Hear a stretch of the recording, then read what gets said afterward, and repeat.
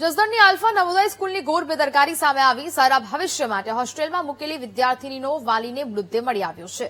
15 દિવસથી બીમાર વિદ્યાર્થીનીને યોગ્ય સારવાર ન મળતા તેને દમ તોડ્યો। 9 વર્ષની આયુષી છેલ્લા 15 દિવસથી બીમાર હતી। અછબડા તામની ફરિયાદ હોવા છતાં વાલીને જાણ ન કરાઈ। પરિસ્થિતિ કાબુ બહાર જતા હોસ્ટેલ સંચાલકો વિદ્યાર્થીનીને હોસ્પિટલ લઈ ગયા।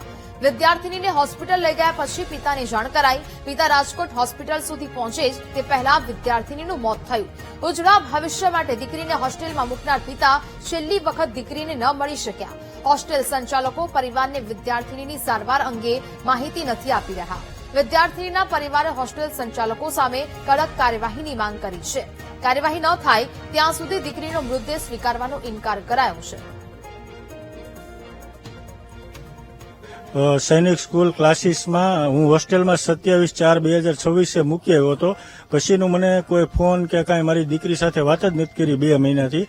ગઈકાલે મને 2:30 વાગે કોલ આવ્યો કે ભાઈ તમારી દીકરીની તબિયત છે એ ખરાબ છે અને પગ દુખે છે, એટલા માટે તમે રાજકોટ આવો। તો હું રાજકોટ આવ્યો તો મને ફોન આવ્યો ને ત્યારે મેં કીધું શું થયું દીકરીને, તો એ કે એની તબિયત ખરાબ છે એમ, બરાબર। તો મેં કીધું તો તમે એને સારી હોસ્પિટલમાં સારવાર માટે લઈ જજો। તો હું અહીંયા મારા રિલેટિવ્સ હતા એમને મેં મોકલ્યા ને તો 4:30 મારી છોકરીનું ડેથ થયેલું હતું અને હું 5:30 આવ્યો ને તો મેં ડેથ થયેલી જોઈ મારી દીકરીને। મેં મારી દીકરીને હસતી રમતી મૂકી હતી ત્યાં, એને કોઈ જાતની કોઈ બીમારીની કોઈ વસ્તુ નથી।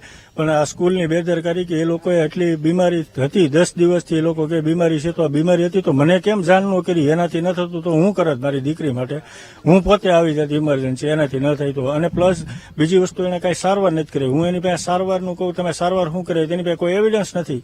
કાલે હું વાત કરતો મેં કહ્યું તમે જે સારવાર કરાવી તો એ કહો તમે, તો એ સારવાર બાબતે કે અમે ઠંડુ ના ત્યાં એમ હોસ્ટેલમાં કરતા। જે આ ઘટના બની છે એ સમગ્ર વાલી ગણ માટે એક લાલબત્તી સમાન કિસ્સો છે।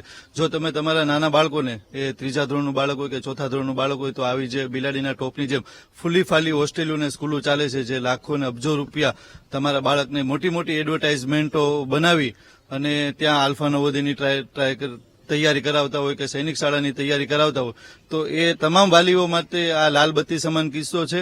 આ નજીકથી આ પરિવારને હું ઓળખું છું, એ સંસ્થાને બી નજીકથી ઓળખું છું, જ્યાં હજારો વિદ્યાર્થીઓ રહે છે। એની કોઈ જ પ્રકારની કેર જે રાખવી જોઈએ આઈડિયલી વિદ્યાર્થી તરીકે એ કેર રાખવામાં આવતી નથી। જે ઘટના બની છે એ ઘટના છેલ્લા 10 દિવસની અંદર અછબડા અને તાવને લીધે બાળક માંદું હતું। છેલ્લા 2 મહિનાથી એમના વાલી જોડે કોઈ જ રીતે વાતચીત થઈ નથી।